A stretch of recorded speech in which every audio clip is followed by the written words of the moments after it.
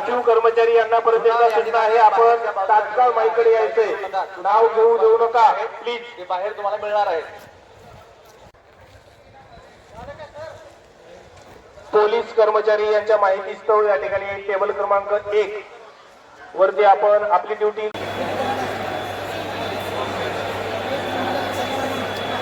विचारत आहे, त्यांच्यासाठी महत्त्वाची सूचना आहे। राखीव कर्मचारी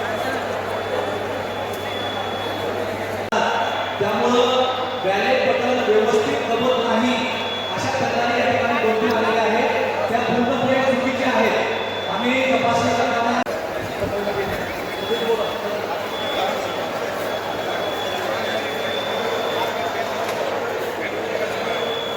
कर्मचारी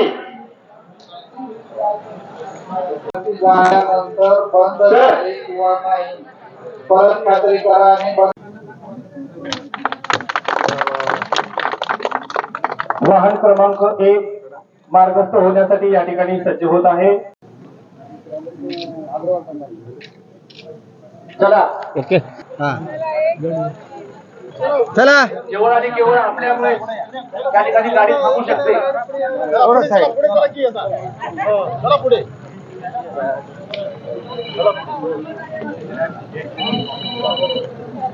जिल्हा परिषद पंचायत समित्यांच्या निवडणुकीच्या मतदानासाठी सर्व प्रशासन सज्ज झालं आहे। आता मी जळकोट शहरामध्ये आहे। जळकोट शहरातलं देखील प्रशासन सज्ज होऊन मतदानाचं पूर्ण साहित्य घेऊन मतदान केंद्रावर रवाना झाले आहेत। आता आपल्या सोबत जळकोट तालुक्याचे सहाय्यक निवडणूक निर्णय अधिकारी आहेत।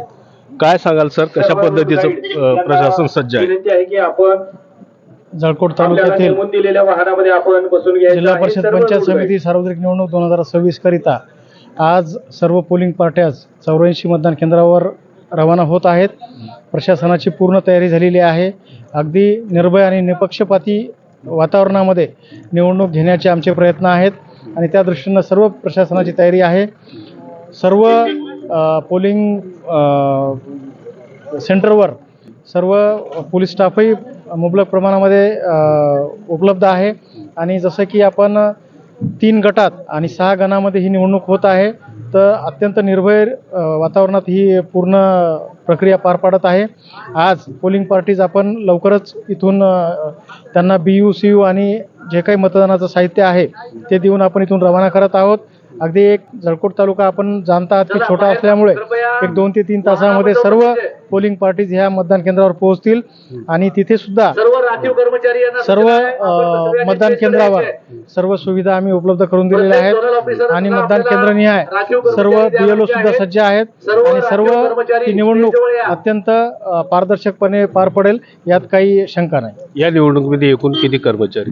या निवडणुकीमध्ये एकूण आपण म्हणजे नामनिर्देशन प्रक्रियेपासून ते अगदी मतमोजणीपर्यंत एकूण 600 ते 650 कर्मचारी आपण अधिकारी या निवडणुकीसाठी आपण नेमणूक केलेले आहेत आणि सर्वजणांचं काम अत्यंत सुंदर चोख बजावलेलं आहे। त्यांनी अगदी फील्डवरील FST VST पथक असो किंवा मग मतदान केंद्रावरील मतदान केंद्राध्यक्ष मतदान अधिकारी असो, या सर्वांना व्यवस्थितरित्या प्रशिक्षण देऊन आपण या निवडणुकीसाठी सज्ज केलं होतं आणि त्यांनी आत्तापर्यंत अत्यंत सुंदररित्या ही कामगिरी पार पाडलेली आहे। मतदानाची टक्केवारी वाढावी यासाठी काय आपण स्वीप अंतर्गत गट शिक्षणाधिकारी श्री डोकाडे साहेब विविध शाळेमध्ये स्पर्धा त्यांच्या माध्यमातून घेण्यात आल्या, तसेच पथनाट्य आणि जे काही ग्रामीण भाग आहे आपला बाजारामध्ये सुद्धा त्याची खूप प्रसिद्धी आणि प्रचार व्यापकरित्या केलेला आहे।